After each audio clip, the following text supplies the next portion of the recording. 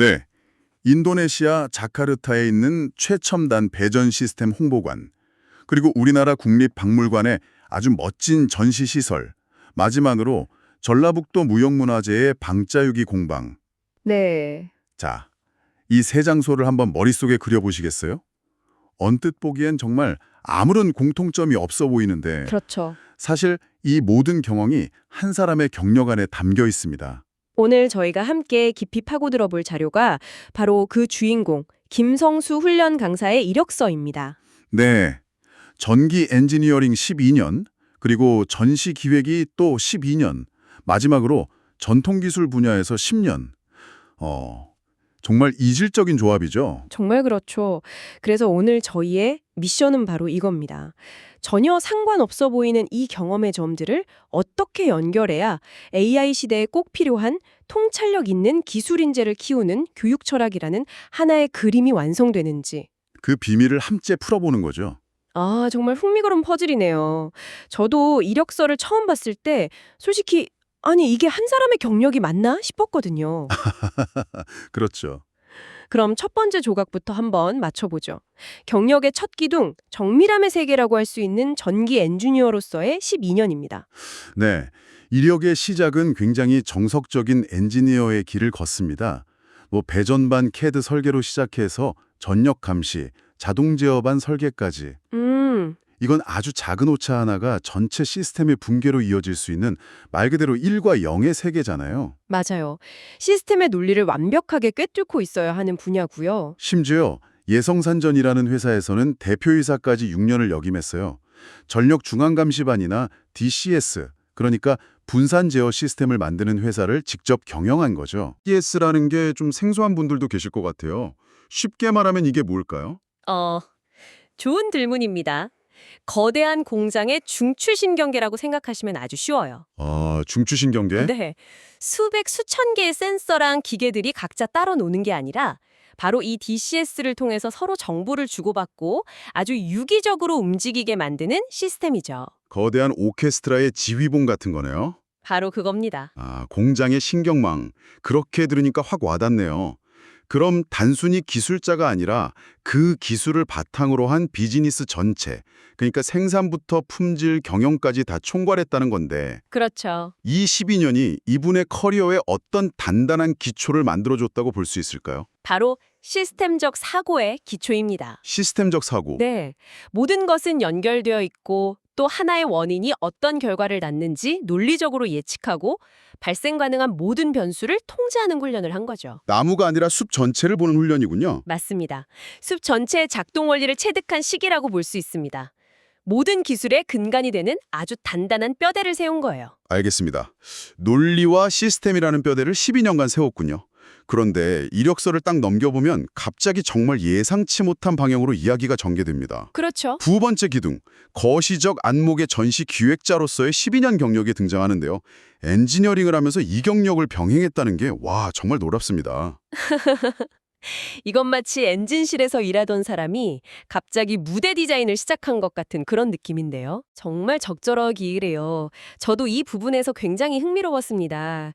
기술을 구현하는 엔지니어의 세계에서 그 기술을 보여주는 기획자의 세계로 활동 반경을 넓힌 거니까요. 네. 이력서를 보면 박물관, 홍보관 같은 국내외 80여 개 전시 시설을 직접 기획하고 설계, 시공했다고 나와요. 가장 눈에 띄는 프로젝트가 한국전기공업협동조합이랑 같이 진행한 자카르타의 배전 시스템 수출 홍보관 총괄 업무네요. 네, 맞습니다. 이건 그냥 우리 제품 좋다고 진열만 해서는 될 일이 아니잖아요. 그럼요. 인도네시아의 전력 상황, 문화적 배경, 바이어들의 관심사까지 전부 고려해서 대한민국 전력 기술을 사야만 하는 이유를 설득하는 하나의 거대한 프레젠테이션이었을 텐데요. 바로 그 지점입니다. 엔지니어로서 이 기술을 어떻게 만들까, how를 고민했다면 기획자로서는 이 기술을 왜, why, 누구에게, whom, 어떻게 보여줄까를 고민하게 된 겁니다. 아, 관점이 완전히 달라지는군요. 네, 시야가 제품 내부의 회로도에서 제품 외부, 그러니까 시장과 고객, 그리고 그 기술이 놓인 사회적 맥락으로 확장된 결정적인 전환점이죠. 단단한 뼈대 위에 살과 피부를 입히기 시작한 거군요. 그렇습니다.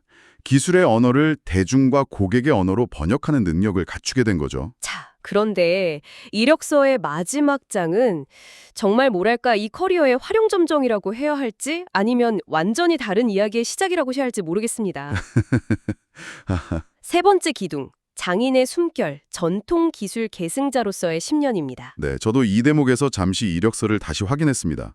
전북 무용문화재이신 이종덕 방자 유기장과 10년간 협업을 했다고 되어 있죠. 네. 반자유기를 만드는 데 필요한 특수 기계 설비를 유지 보수하는 역할을 맡았다고 합니다. 우와, 최첨단 DCS를 다루던 사람이 이제는 전통 공방의 기계를 만지는군요.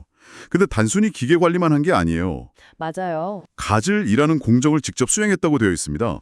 가질이 뭔가요? 가질은 방자유기 제작의 마지막 단계인데요. 완성된 유기 그릇을 회전판에 올려놓고 칼로 표면을 아주 얇게 깎아내는 공정입니다. 수작업으로? 네, 아주 섬세하고 고된 수작업이죠. 이 과정을 거쳐야 비로소 놋그릇 특유의 맑고 긴 울음소리와 고운 황금빛이 살아난다고 합니다. 제품의 영혼을 불어넣는 작업이라고들 하죠. 바로 그겁니다.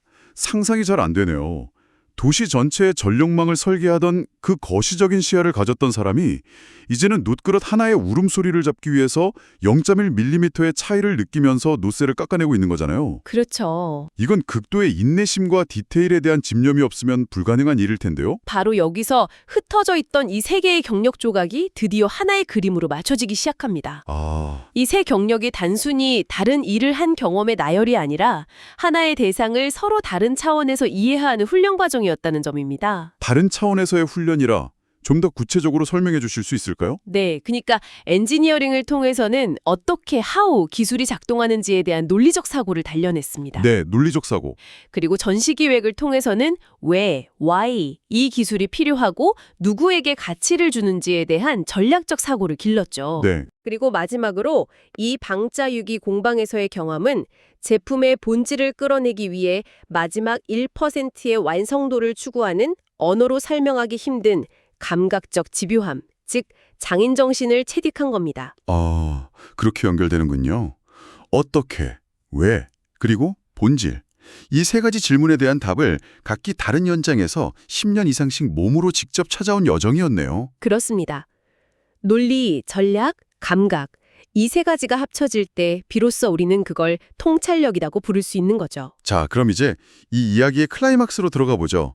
이력서, 자기소개 부분에서 스스로 가장 강조한 두 가지 핵심 경험, 바로 전력 시스템 설계와 방자유기의 가질 기술입니다. 네. 하나는 극도로 거시적이고 다른 하나는 극도로 미시적인데 이 둘이 어떻게 한 사람 안에서 융합될 수 있었을까요? 이 부분이 가장 궁금합니다. 네, 이 부분이 김성수 강사의 경력을 관통하는 핵심 철학을 보여주는 대목입니다. 단순히 두 가지 다른 기술을 가졌다는 게 아니라 세상을 보는 두 개의 렌즈를 동시에 갖게 되었다는 의미니까요. 먼저 설계라는 거시적 렌즈부터 보죠. 앞서 도시나 공장의 혈관과 신경망을 만드는 일이라고 하셨잖아요. 이건 단순히 캐드로 도면을 예쁘게 그리는 작업과는 차원이 다른 문제죠. 물론입니다. 예를 들어서 새로운 신도시의 전력 시스템을 설계한다고 상상해 보세요. 네, 지금 당장의 전력 사용량뿐만 아니라 10년, 20년 뒤 인구가 늘어났을 때의 상황까지 예측해야 합니다. 여름철의 폭염이나 겨울의 한파 같은 극한 상황도 견뎌야 하고 혹시 모를 사고에 대비한 백업 시스템까지 완벽하게 구축해야 하죠. 와, 나무 한 그루가 아니라 숲 전체의 생태계가 수십 년간 건강하게 유지되도록 밑그림을 그리는 거시적 통찰력의 정수라고 할 수 있습니다. 작은 실수 하나가 도시 전체를 암흑에 빠뜨릴 수도 있는 엄청난 책임감이 따르는 일이군요. 전체를 조망하고 미래를 예측하고 시스템의 안정성을 책임지는 능력. 이것이 바로 설계가 주는 거시적 관점이겠네요. 반면에 가질은 그 정반대에 있는 미시적 렌즈입니다. 네, 김성수 강사의 저서 제목이 울음 잡는 가질꽃인데 제목 자체가 이 작업의 본질을 다 보여주죠. 수백 번의 담금질과 두드림을 거친 놋그릇이 마지막에 칼날을 만나는 순간 그 그릇의 운명이 결정됩니다. 운명이 결정된다니 굉장히 비장하게 들리는데요. 실제로 그렇습니다. 칼날의 각도나 압력이 아주 미세하게만 달라져도 그릇의 울림이 둔탁해지거나 빛깔이 죽어버린다고 해요. 0.1mm의 차이를 손끝으로 감지하고 수만 번의 반복을 통해 최적의 지점을 찾아내야 하는 그런 극한의 집중력이 필요한 작업이죠. 눈과 손과 귀, 모든 감각을 동원해서 사물의 본질과 대화하는 과정이군요. 맞습니다. 거대한 시스템의 숲을 설계하던 거시적인 눈과 녹그릇 하나의 울음소리를 찾아내던 미시적인 손길. 만약 제가 인사 담당자라서 이 이력서를 봤다면 그래서 이 사람은 숲을 보고 싶은 건가요? 나무를 보고 싶은 건가요? 라고 물렸을 것 같아요. 이 둘은 서로 충돌하는 재능처럼 보이기도 하거든요. 바로 그 질문이 핵심을 꿰뚫고 있습니다. 하지만 이 둘은 충돌하는 것이 아니라 위대한 결과물을 만들기 위한 동전의 양면과 같습니다. 동전의 양면? 세상의 모든 위대한 프로젝트를 생각해 보세요. 스페이스X의 로켓이든 아이폰이든 우주 탐사라는 거대한 비전, 즉 설계가 있지만 그 비전을 실현하는 건 결국 로켓의 작은 부품 하나, 나사 하나를 완벽하게 체결하는 미시적 집요함, 가질이거든요. 아, 그 말이군요.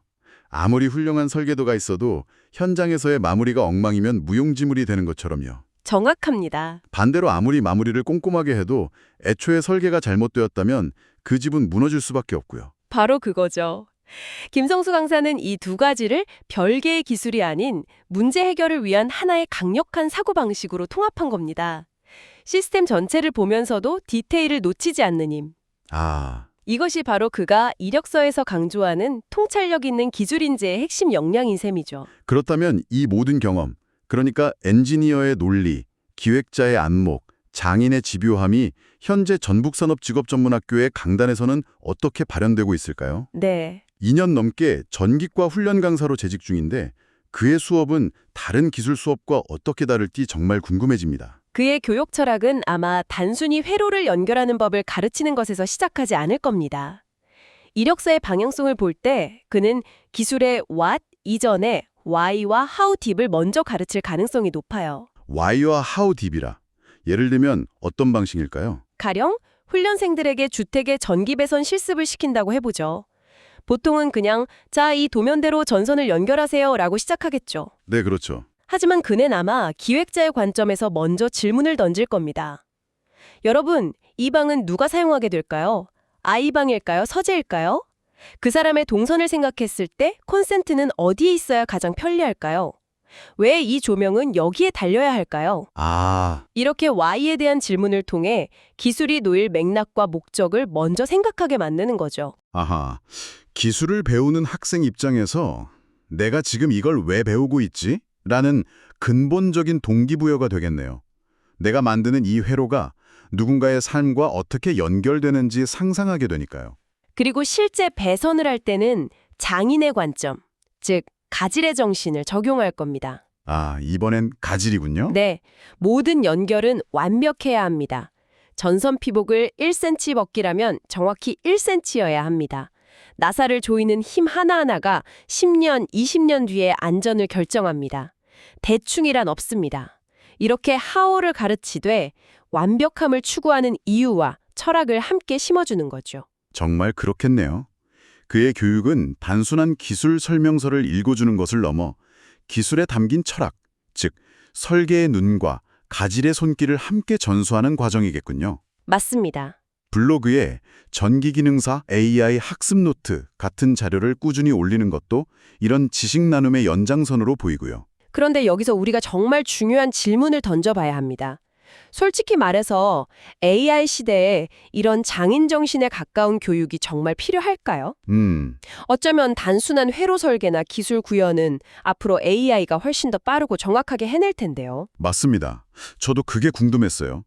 AI가 점점 더 많은 기술적 업무를 대체할 것이라는 전망이 지배적인데 인간 기술자에게 이런 고된 훈련을 시키는 게 과연 미래지향적인 교육일까요? 그건 우리가 AI 시대의 기술자를 어떻게 정의해야 하느냐에 따라 답이 달라집니다. 네. 만약 기술자를 AI가 시키는 일을 정확하게 수행하는 사람으로 본다면 이런 교육은 비효율적일 수 있죠.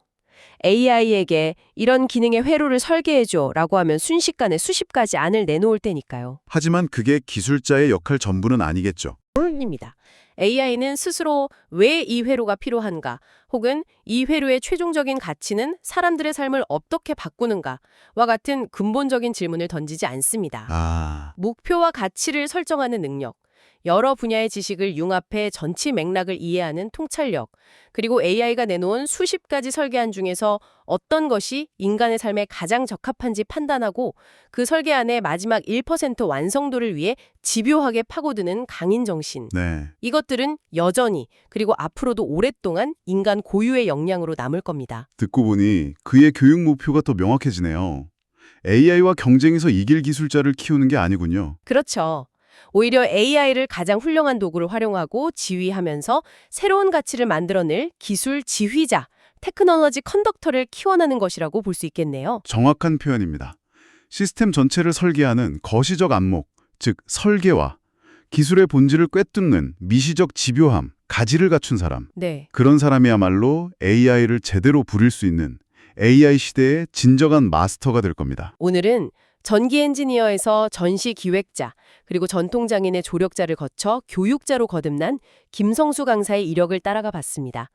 흩어져 있던 경험의 전들이 설계라는 거대한 눈과 가질이라는 섬세한 손길로 만나 어떻게 미래 기술 인재를 키우는 하나의 강력한 비전으로 통합될 수 있는지 확인할 수 있는 시간이었습니다. 이 이야기를 듣고 계신 경력이나 경험 속에도 어쩌면 스스로 무관하다고 생각했던 점들이 흩어져 있을지 모릅니다. 당신의 핵심 전문 분야에 당신만이 가진 그 독특한 다른 경험을 더한다면 어떤 시너지를 낼 수 있을까요? 당신의 커리어를 완성할 당신만의 가질은 무엇인지 한번 생각해 보시는 건 어떨까요?